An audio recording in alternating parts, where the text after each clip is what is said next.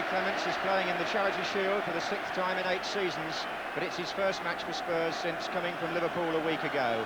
And the experience he ought to bring to the Spurs defence is underlined by the fact that this is his 35th game at Wembley. The other good news for Spurs fans, Steve Archibald will start the match despite his ankle injury, and he'll be partnered up front by number 11 Mark Falco, who's the replacement for the injured Garth Brooks. In defence, Miller and Roberts keep their places for now, with the new signing Paul Price from Luton named among the 5 substitutes, of whom any 2 can be used.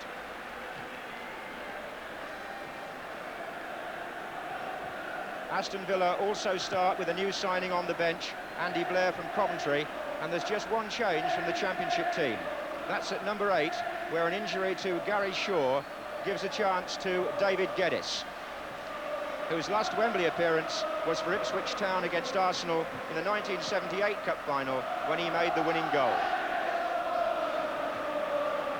2 things about the Wembley pitch. It's 5 yards narrower than it was last season because of the speedway track being laid down, and there's a new mark 10 yards from each corner flag. And that's to indicate where defenders must stand when a corner is being taken. They've got to be 10 yards away. It's an FA experiment, and it's up to league clubs to decide whether or not they follow suit and put the mark on their pitches. And the referee today is Alf Gray from Great Yarmouth, one of our FIFA officials. So Aston Villa start the match playing from right to left, and the 2 clubs in their normal colours. Spurs in white with Glenn Hoddle, number 10. Ozzy Ardiles. Graham Roberts. Spurs back 4, as it was in the FA Cup final, with Perryman playing right back but wearing 6. That was Des Bremner for Villa, looking for Peter With. Ray Clements will appreciate an early feel of the ball and gets an appreciative cheer from the Tottenham fans, who are behind the goal that Clements is occupying in the first half. Ardiles. On the run, Archibald, cut out by Evans. Miller.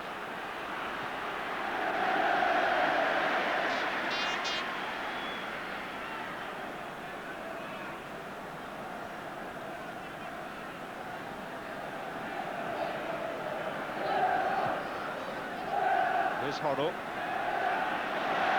Challenges by Gordon Cowans. On by Archibald. McNaught who slipped. Falco could be in.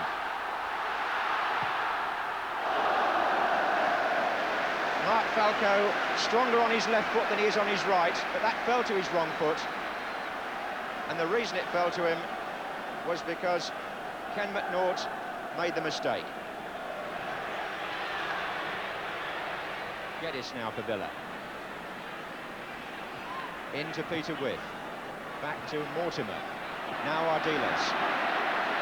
Foul by Mortimer, who's shaved his beard off before the start of this season. He may look unfamiliar to some of you. He had that beard for quite a time, the Villa captain.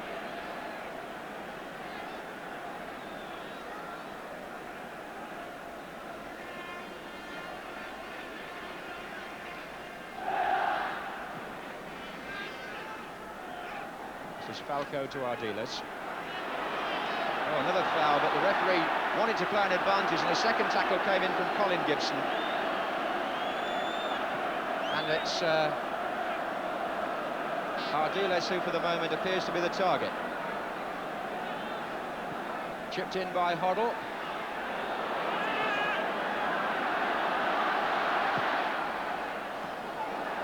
And here he is again. Perryman. This pitch looks very rough on the edges, I must say, where this speedway track has been. It's not in Wembley tradition at all. Ardiles. Number 9, Tony Galvin. And the tackle was by Swain.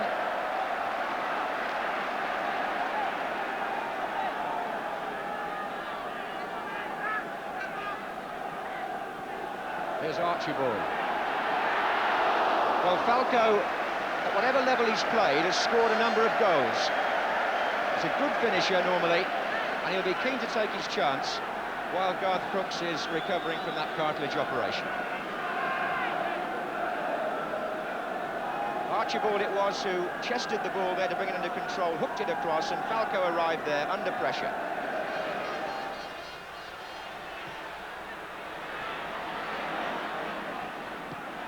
Well, eventually somebody will bring the ball down. And it was Hoddle with a superb volley pass to Archibald. Foul by Swain, was it? Referee Gray, up with play, said no. Magnificent ball by Glenn Hoddle. The first moment of exquisite skill from the new season provided by him. Mortimer. Cowans. Tottenham are winning an awful lot of tackles in midfield just at the moment, and they're being won by players who weren't noted for their defending. Offside against Archibald. I say weren't because Hoddle and Ardiles at one time were players who only wanted to go forward, but that's a feature of Tottenham's game that really improved on their way to winning the Cup last season.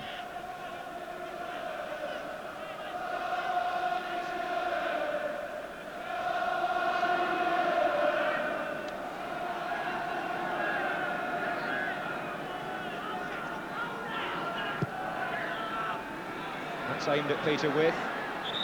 Foul there. Ball played on in, but the referee already spotting the use of the arms in the penalty area.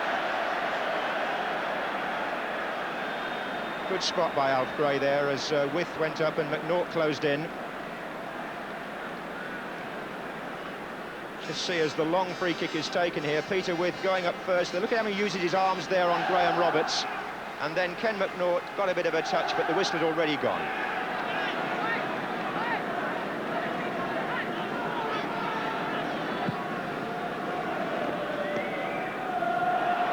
There's Archibald battling with Swain.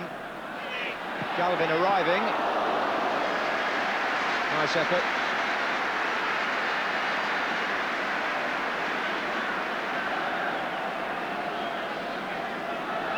Tony Galvin, a player who can cut inside on his more favoured right foot, but that was straight at Jimmy Rimmer.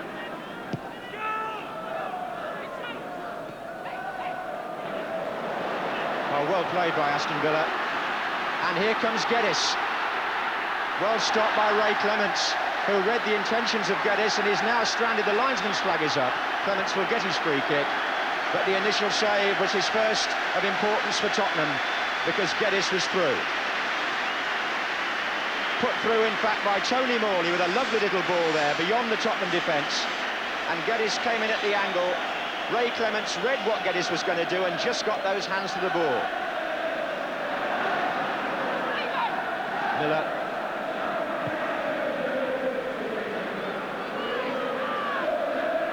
So, Spurs 0, Aston Villa 0. And the Villa fans now making themselves heard at the right-hand end as we look.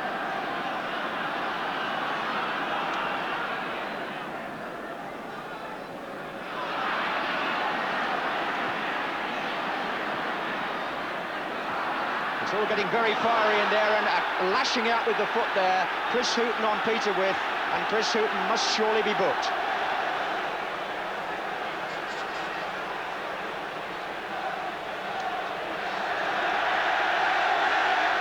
The referee books Peter With.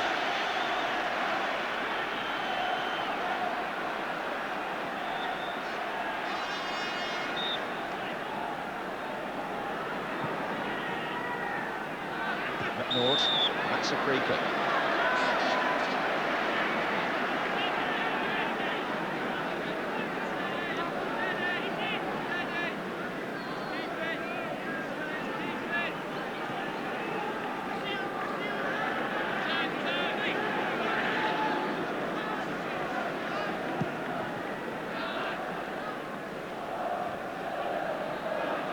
Bremner, it's a good ball. With now marked by Roberts. Oh, chopped him.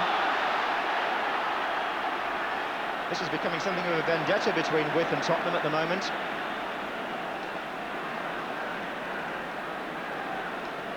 Villa's free kick.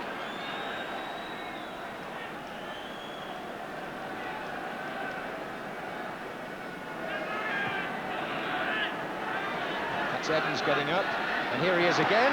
And Clement saves, and then beats With to the rebound. Shot by Alan Evans initially. Here's Galvin. Belia.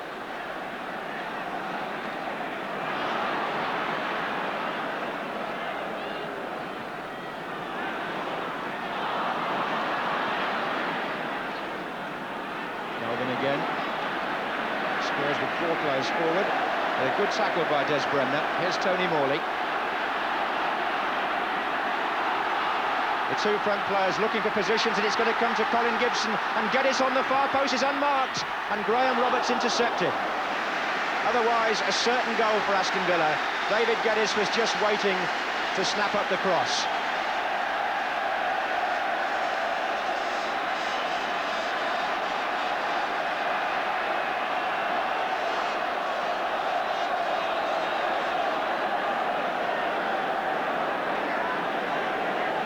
Just get the feeling that temperatures have been rising a little bit these last few minutes.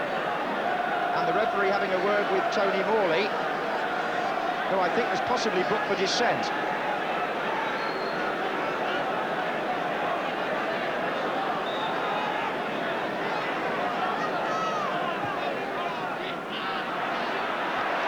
With! Ray Clements didn't make the cross. And Villa's player of the year last season, Big Peter With, puts them in front. There's Clements going up, got confused with his own defender, and With put the ball in. Poor Ray Clements, most unfortunate. But for Peter With, the sort of goal that centre-forwards thrive on. When it drops like that,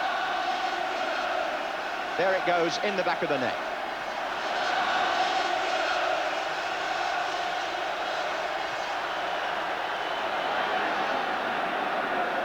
Oh, and Jimmy Rimmer using his head in more ways than one.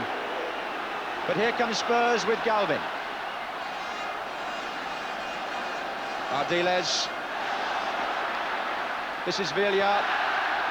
And Falco.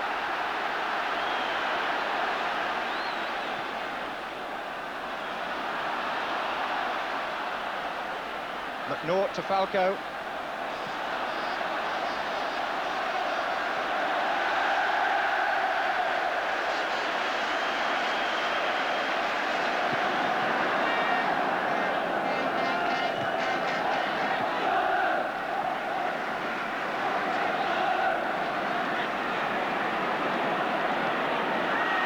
Villiard.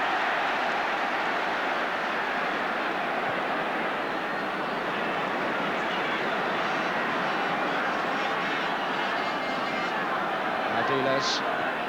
Archibald. Roberts. Hoddle. That was actually seeking out Tony Galvin. It was a bit late starting, I think. There are 10 minutes to go in the first half, and the league champions, Aston Villa, lead the FA Cup holders Tottenham Hotspur by a goal to nil.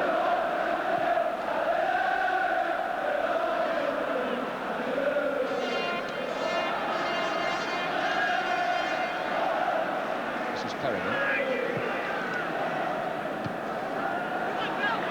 Falco. Hoddle. Tony Galvin coming in on that side, and it was just knocked behind there by Ken Swain.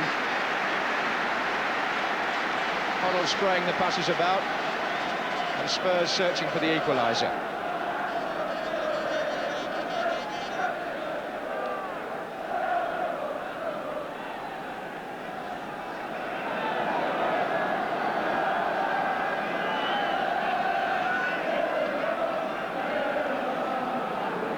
Ardiles cross, Roberts with the header. Miller is in there, but so is Rimmer.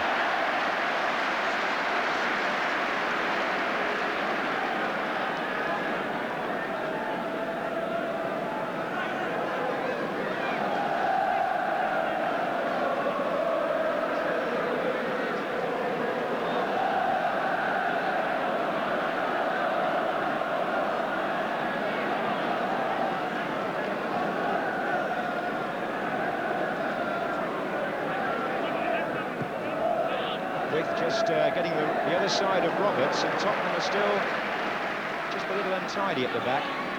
This is Houghton, Villiers, and here's Wood. Geddes. Geddes again. Oh, came off Glenn Hoddle.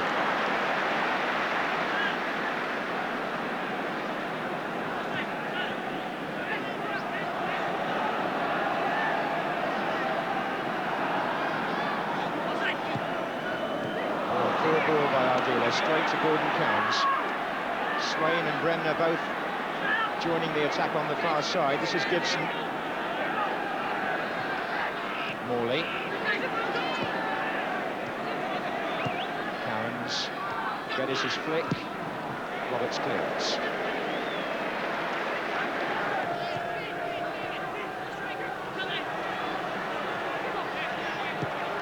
It's Tony Morley for Aston Villa, but poor control.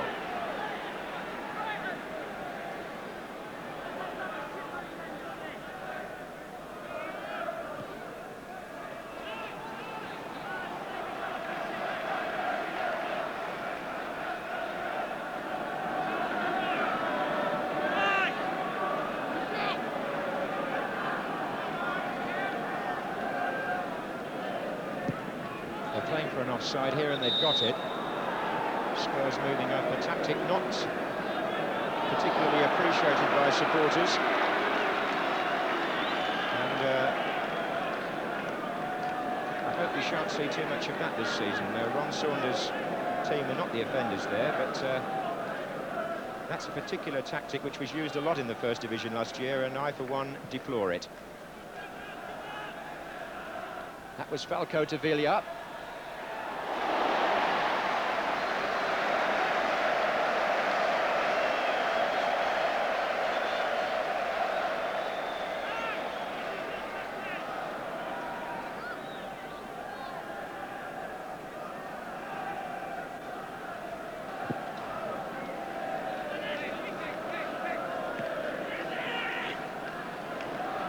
Paul Miller for Tottenham. Ardiles. Archibald. Ardiles. Falco. Good play! Oh, what a great goal by Mark Falco!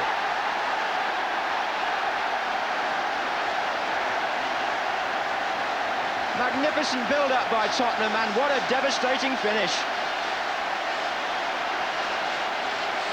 Archibald involved, so was Ardiles, and Falco, controlling the ball with his left, pivoted and hit it with his right. A magnificent finish from a player who prefers his left foot.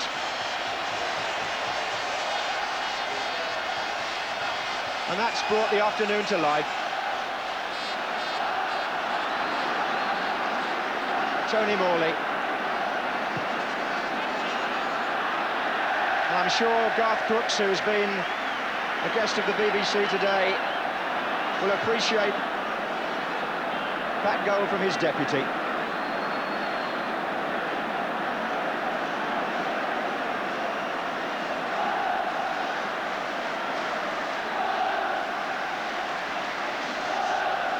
Just the sort of thing, too, to give Mark Falco some confidence.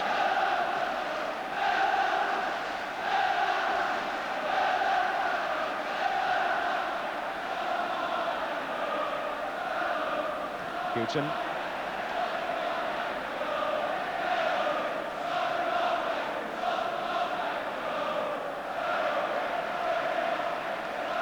Well, Spurs manager Keith Birkinshaw will be quite pleased with the strength of his squad if he can bring a reserve in and he can produce a goal like that.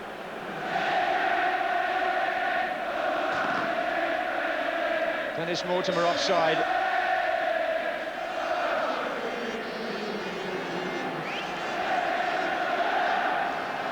Well, that's delighted the Spurs following.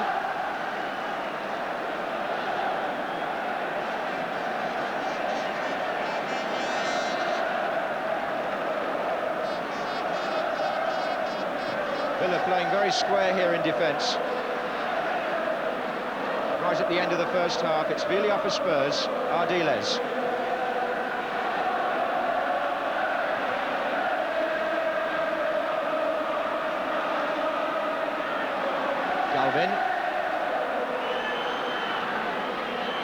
Swain. Linesman flags for a free kick to Aston Villa.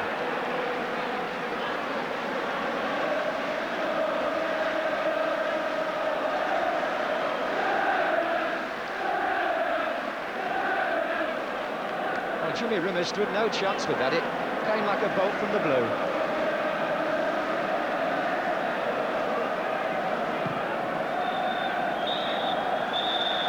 So the half ends on a high note for Tottenham. And warm applause for Mark Falco. The move which led up to the goal said an awful lot about the tapestry of Tottenham's play. And it equalised an earlier effort, which was far more simple for Peter With, who's making the peace with Ozzy Ardiles after what at times was a tempestuous first half. It ends with a score between the league champions and the FA Cup winners of 1-1.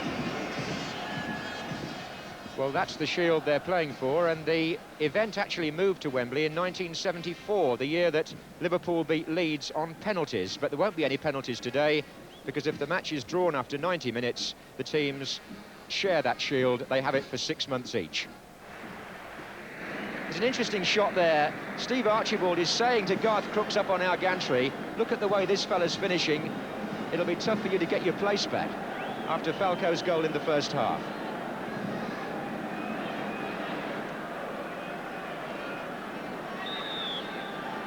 So away goes Spurs, playing now from the right in the second half. There's Galvin. And Villa.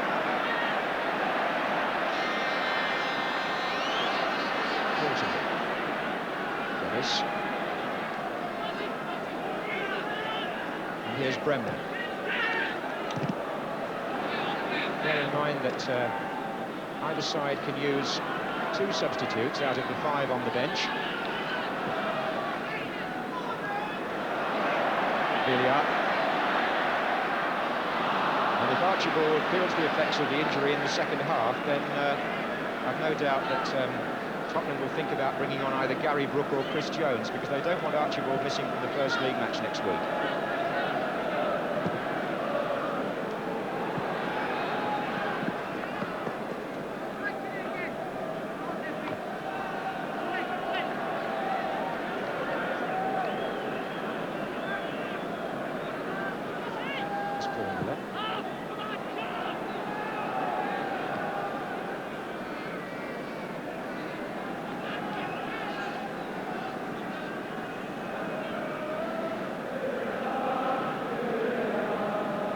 Mortimer receiving attention. He's changed his gloves a couple of times, Jimmy Rimmer. Here's Archibald for Spurs. It's a somewhat risky ball, but Chris Hughton got it by courtesy of Peter With. Nobody to his right at all. But there were 3 players to his left, and one of them is Galvin.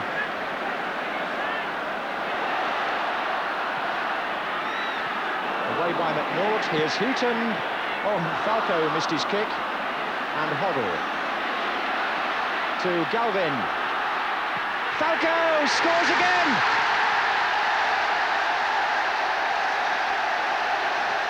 Well, what a match he's having.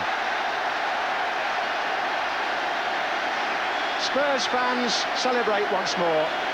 They've come from behind to take the lead, as indeed they did in the cup final replay. Galvin's cross, Ken McNaught with a header out. It came to Chris Hughton, whose shot landed at the feet of Falco, who completely missed the first one.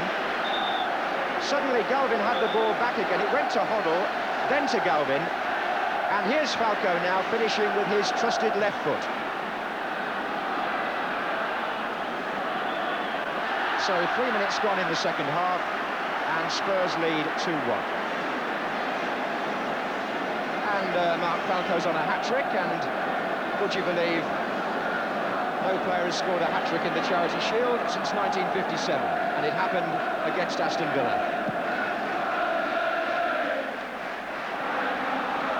Here's Villa.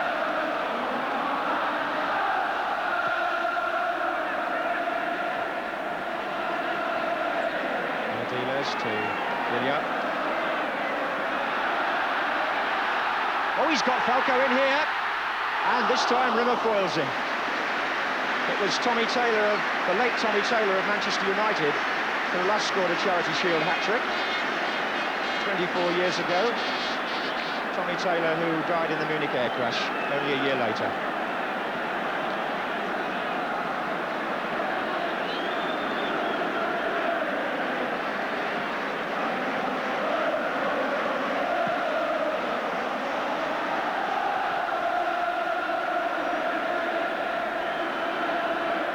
Well, when it comes to matches at Wembley, it's very difficult to keep Tottenham down, as Aston Villa are discovering.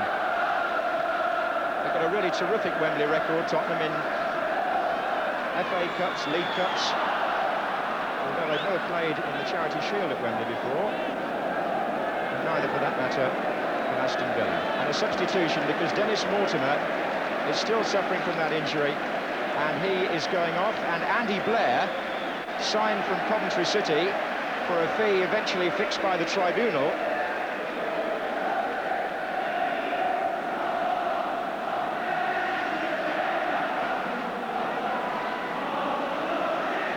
is going to get his chance as Mortimer goes off with an injury.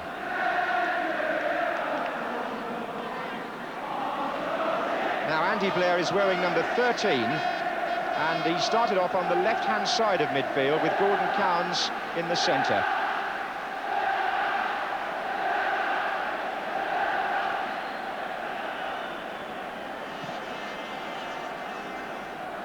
With Clements wanting to claim that and eventually doing so.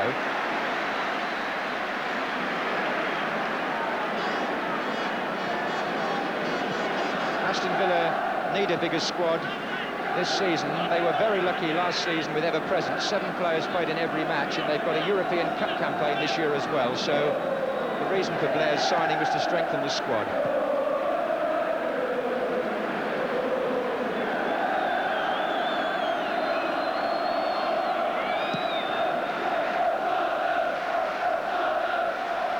There's Evans. And there goes Geddes. And that's where Clements is going to give Tottenham something, I fancy. His ability to come out and patrol that area behind the back four, where he likes to be very much in charge. There's Andy Blair.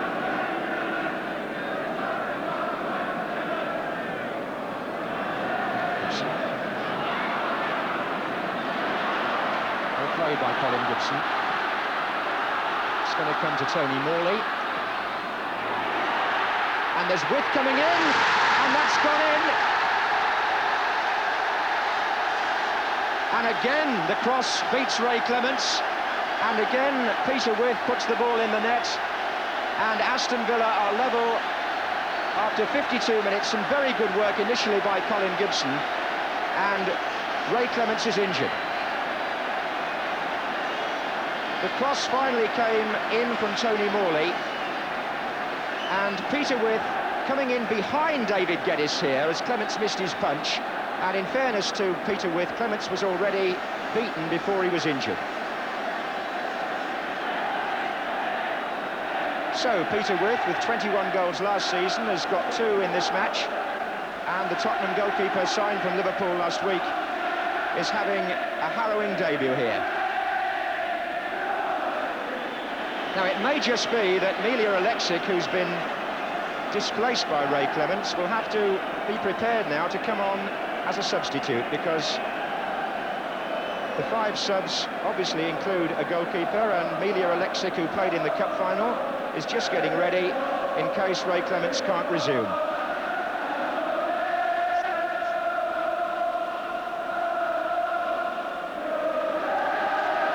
Keith Birkinshaw watching anxiously. So on his 35th appearance in this famous stadium, Ray Clements having a very difficult match.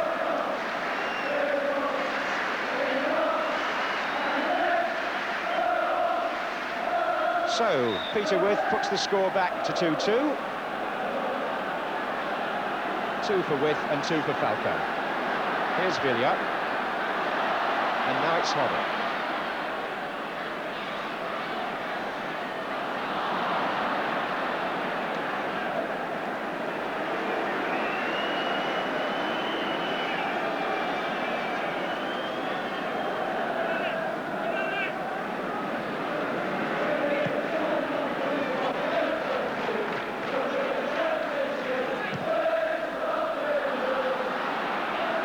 impression is that Glenn Hoddle has drifted out of the game after that rather dramatic start he made in the first 10 or 15 minutes.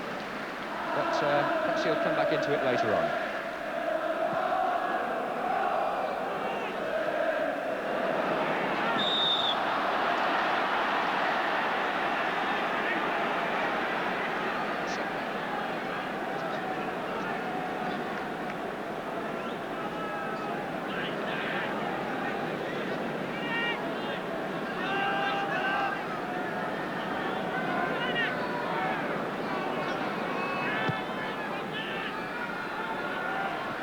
With up again, here's Bremner, and now Blair,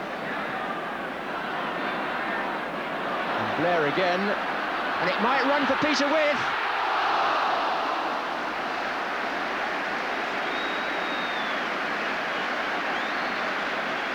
Well, there's been some lively play spasmodically in the two penalty areas, and Aston Villa very close to going 3-2 up there.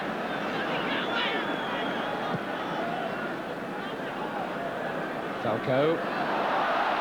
Good turn by Mark Falco. And Jimmy Rimmer gets down very well to that sort of shot. It's one of his specialist pieces of goalkeeping, his positioning when a player is coming in on goal. He was in absolutely the right place, and he made the save look a great deal easier than perhaps it might have been. Falco coming in there, finding space for this shot, but look where Rimmer is.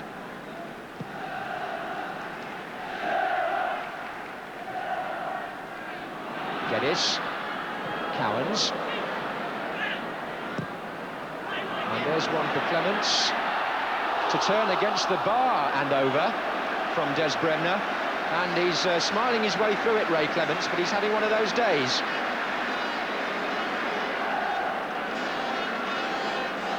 Really teasing ball that, and as David Geddes comes in, Clements turns it against the bar.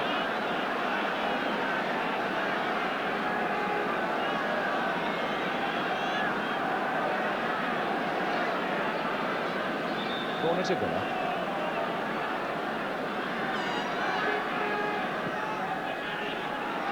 There's McNaught who was up, there's a whistle gone, Blair shoots, a player in the penalty area doing some pushing, and a free kick. 15 minutes left then in the Charity Shield, the score 2-2.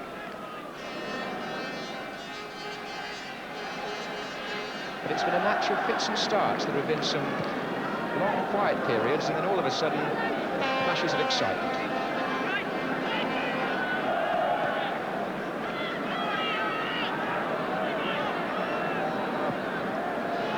Archibald dispossessed by Gibson, and he's got Geddes on the left wing, well placed. Peter With making his way into the penalty area, joined by three others, and Roberts turning it back.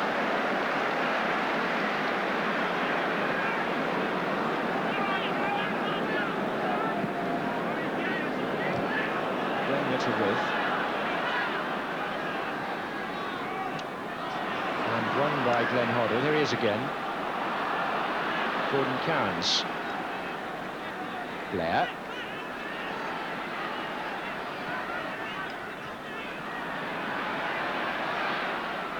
And again, here's With. Oh, Blair was fouled there after he played the return ball. Paul Miller was the offender. Andy Blair trying to tuck it back into Peter With, and as he did so, Paul Miller was very late with the tackle.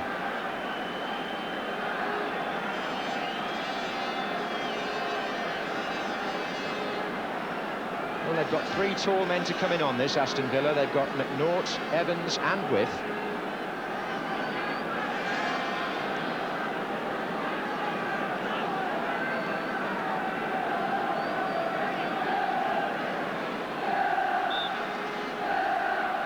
Blair squaring it to Morley. There's Bremner.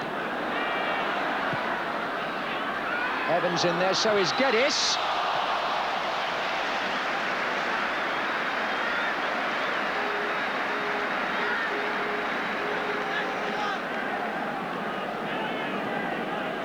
One point about Geddes is that he's playing in place of Gary Shaw, who's injured, but in 3 of Villa's 6 friendly matches prior to the season starting, Gary Shaw has been substituted, which suggests to me that Ron Saunders is not entirely happy with Shaw's form at the moment, despite his reputation.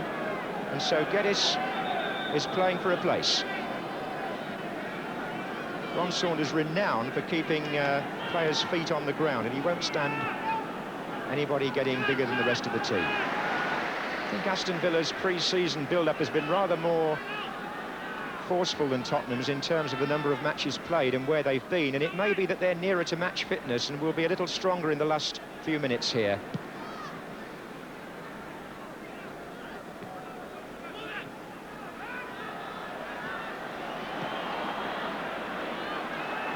Swain.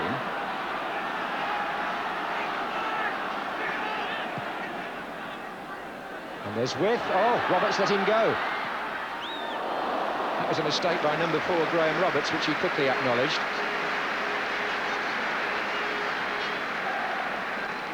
Sometimes defenders can get on the wrong side of a forward, which is what happened there. You see, Width just got away from Roberts, but the angle was tight and the shot was wide.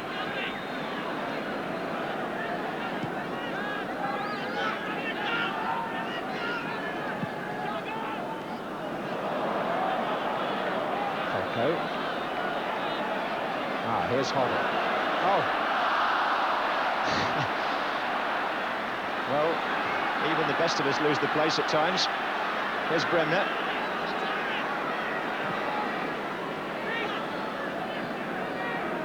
There.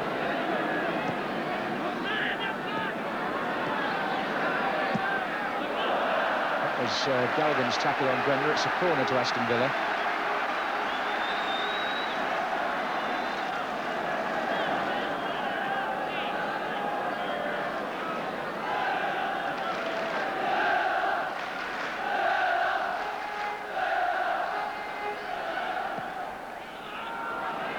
To Width up there again. Ozzy Ardiles to clear. Gibson to put it back. And that was Tony Galvin. And that was Falco, and they're making a real mess of this, Tottenham. Geddes. Well, goodness me. You'd think somebody could have got that ball away, and I'm sure Keith Birkinshaw thinks they should have done. They've just brought the pressure all the way back on themselves.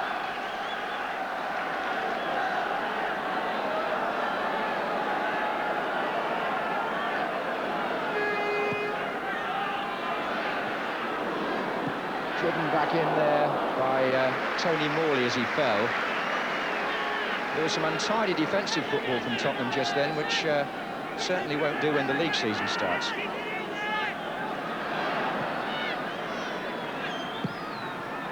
Hoddle. Mr. Houghton.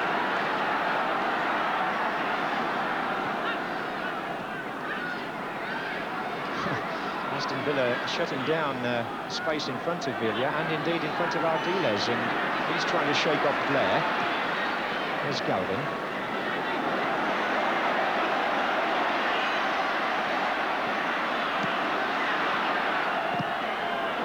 Swain who came across.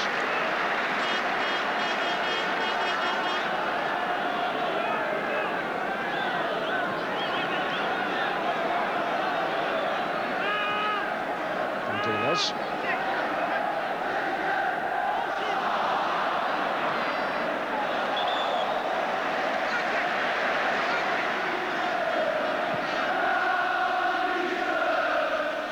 So we're going to see a grandstand finish. Here's Archibald. Spurs have got a corner anyway.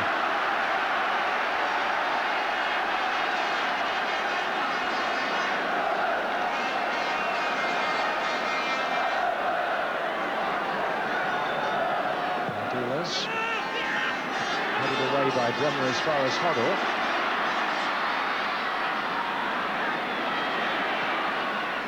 Then headed away by Blair as far as Archibald. Well, that may or may not have been going in, but Jimmy Rimmer wasn't taking any chances.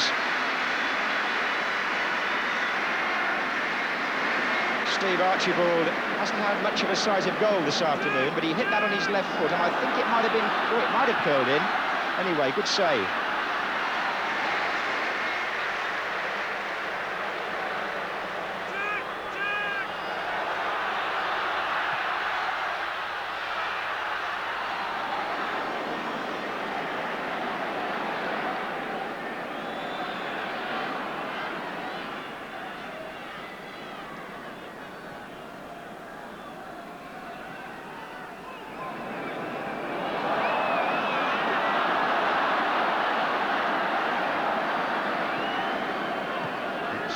Back into Ken McNaught, who's come forward. Looking for Tony Morley, but it's too strong. McNaught complaining to the referee that he was fouled after the ball had gone.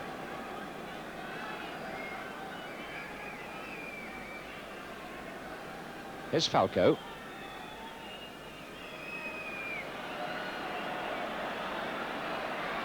Oh, nice back heel by Hoddle to Falco, but there wasn't much on for him.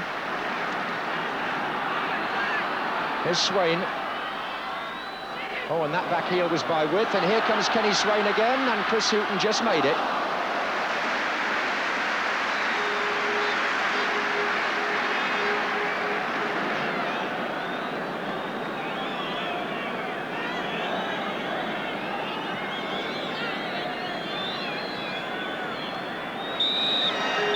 So the Charity Shield is shared with the two clubs holding the trophy for 6 months each. Mark Falco will be very pleased with his personal performance. 2 goals for Tottenham, 1 with his right foot and 1 with his left. And Peter Width always on hand when there are chances in the 6-yard area, twice benefiting from mistakes by Ray Clements to level the final score at 2-2. Spurs keep their unbeaten record at Wembley. They've had 8 appearances here, 4 FA Cup wins, 2 League Cup wins, a draw in the first FA Cup final last season, and now a draw in the Charity Shield. So Tottenham as a club still to lose at Wembley.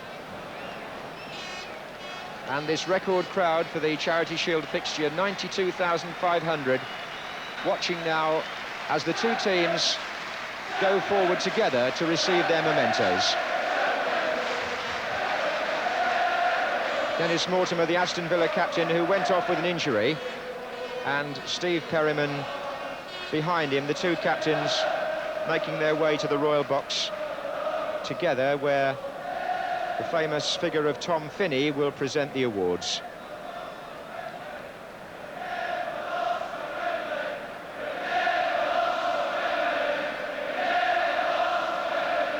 So there you are. Charity Shield is shared between Aston Villa, the league champions, and Tottenham Hotspur, the holders of the FA Cup.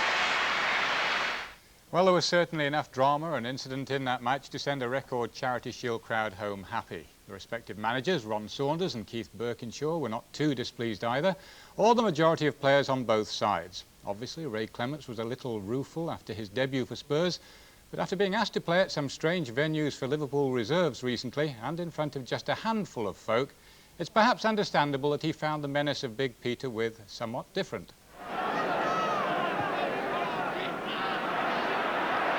Width!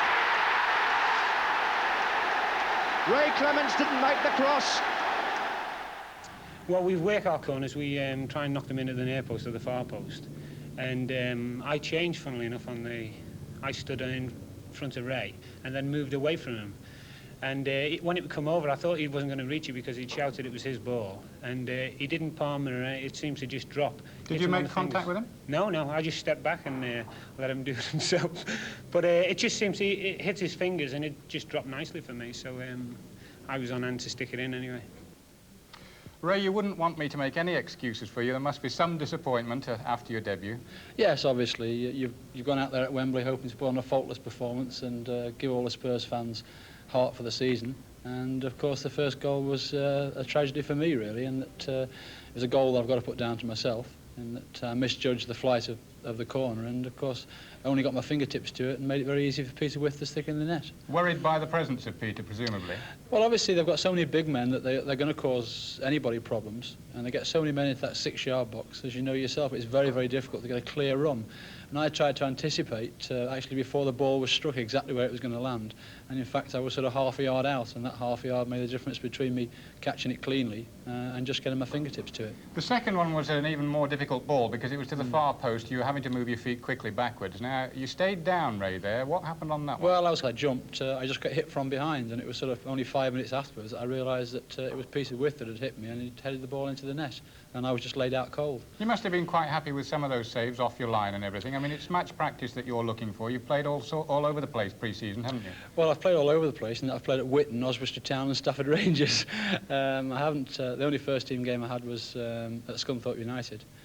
So I am lacking in match practice. And there were about 92,495 people short on those grounds as well. That's right, yeah. So I knew that was going to be a problem today, but as you say, I was quite pleased with some of my work, but obviously I've got to work on a little bit on other parts of my game, which, you know, nobody's infallible, and it just means a little bit more hard work next week before the season starts. Well, honours may have finished even today in the traditional curtain raiser to the season, but one trophy which was taken back to the Midlands this evening was the BBC Goal of the Season salver. The winner was, of course, Tony Morley of Aston Villa, who received the award from the hands of a Spurs player who was desperately unlucky not to have been in contention himself, with a cup final goal scored just after the competition had actually been decided. Villiers. And still Ricky Villiers! What a fantastic run! He scored! Amazing goal! Nice to see you, my goal again, you know. And I want to congratulate Tony for your goal of the season. Okay, thank you very much. Tony, let me ask you about that goal, which of course was back in February, the goal that you scored at Everton, at Goodison Park. What are your memories of it?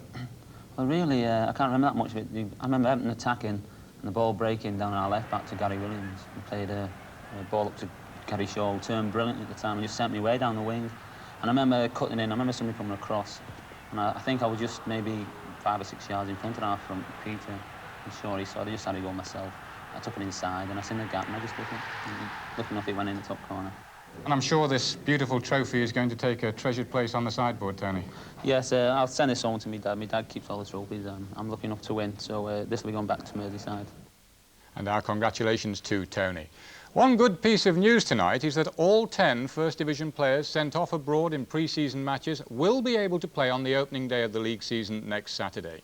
The FA Disciplinary Department have told us tonight that any suspensions that may result from the recent incidents cannot begin until 14 days after the referees' reports come through from the various FAs abroad, and so far no reports have been received. So all those players sent off are available to their clubs next week. And that's especially good news for Leeds United, who've had 3 men ordered off, and Nottingham Forest and Southampton, who each feared they might be without 2 players when they face each other in Nottingham next Saturday. One transfer was completed this evening when Swansea City paid a club record £350,000 for Liverpool's Colin Irwin. And it means that Swansea manager John Toshak, himself a former Liverpool star, has now bought 5 players from his old club, plus Bob Latchford from rivals Everton. Another transfer that looks likely to go through is that of the talented St Johnstone striker Ali McCoist. Rangers manager John Gregg has admitted making a substantial offer, and one which would break the cash record for a Scottish club. Middlesbrough and Wolves have also bid for McCoist, but the indications are that the 18-year-old striker would be happier to stay in Scotland. Finally, pools news and no fortunes around this weekend, I'm afraid. There were 12 score draws on the coupons and the dividend forecast is low with no claims required. The score draw numbers are 1, 2, 7, 15, 16, 24, 26, 33, 35, 36, 41 and 49. Well, I couldn't help noticing the sentiments expressed by Glenn Hoddle in the Daily Mail today. And I think most people would agree with him. Glenn is fortunate to have the talent to please himself and entertain the public, and the will also to use it come what may. And his pass, which created the opening goal, or the second goal for Spurs, on the face of it may not have seemed extraordinary, but even a short pass sometimes makes it difficult to get the precise touch, and his pass to Galvin had exactly the pace on it that was required, and Falco in the end reaps the dividend with that shot. But his midfield play, when he's operating in that area, is the thing that really makes him special. His capacity to shrug a player off by some intricate foot movement linked with the body for a tall player is quite remarkable as it was there, and then to spot the target without wasting too much time. It's Archibald's head that moment, and when McNaught slips, it gives Galvin a chance to test Grimmer. That Hoddle at his best in the middle of the field. That was good. But the extraordinary moment and the magic moment, which took my breath away, was when he did it all to thwart the midfield jungle, as I sometimes call it, and clear it with just one pass. And it's a volley. This is it, coming up now, and he's done it all with one stroke. Archibald, not quite as fit as he might have been today, unfortunately didn't make the ending to that very precise ball as happy as the start. But no doubt that Glenn Hoddle is an entertainer supreme. And it brings me to the subject of entertainment and Bob to the subject of entertainment, because we've been talking about it all day. Is it more important for the coming season to entertain the public, or do you think the sort of enthusiasm for success at all costs that seems to be about the place at the moment is the thing that matters? Well, it's always the great dilemma anyway, isn't it, Jim, really? Obviously, success has become the be-all and end-all, certainly in the first division and in the lower divisions as well. But the great dilemma is, you know, the great entertainment, finding that great entertainment with that balance of really a hard nature. And I think if you look through the great sides, I mean, I think back to the Holland side in '74, which was fantastic. I hope they win the World Cup. And all right, they provided so much entertainment for us, but perhaps they were nearly the dirtier side in the tournament. So, you know, there's the dilemma, isn't it? Yeah, they did have exciting ability too. I mean, a few of those players could excite you in the way that Hoddle can when he expresses himself on the ball. But, yeah, we know only too well that there is a feeling that there is too much midfield play, too much defensive running, and that players are not able to break out of that and provide the entertainment. I mean, the crowds are going down, aren't they? Do you think they're going to go up this year and they're going to get the message, or down? Well, once again, it comes back to all this transfer business as well, doesn't it, really? The sides who've really spent, or the clubs who've really spent, have put themselves under even greater pressure. I mean, it's great to have new players. It's great for the fans. They love to see new players. But those clubs who've really gone overboard, spent big money, perhaps bought 2 or 3 players, they're under even greater pressure because the fans are expecting them, because they've done that, to win far more. Once again, I think that the pressure has got much greater for those sort of clubs.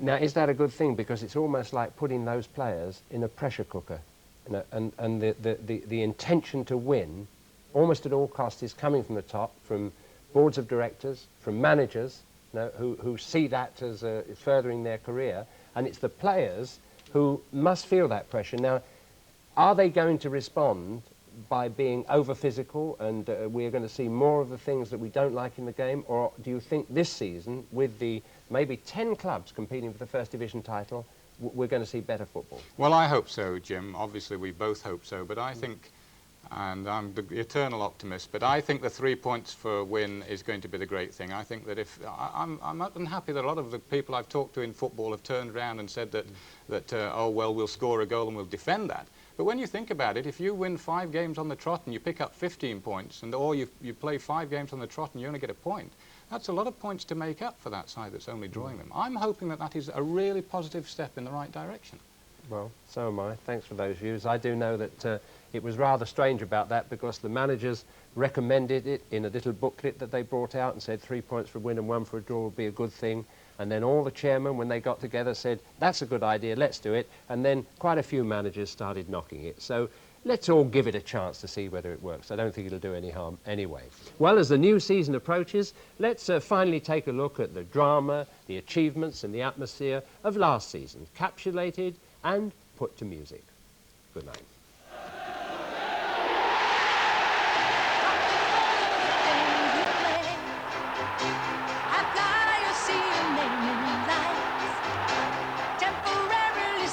Suicide.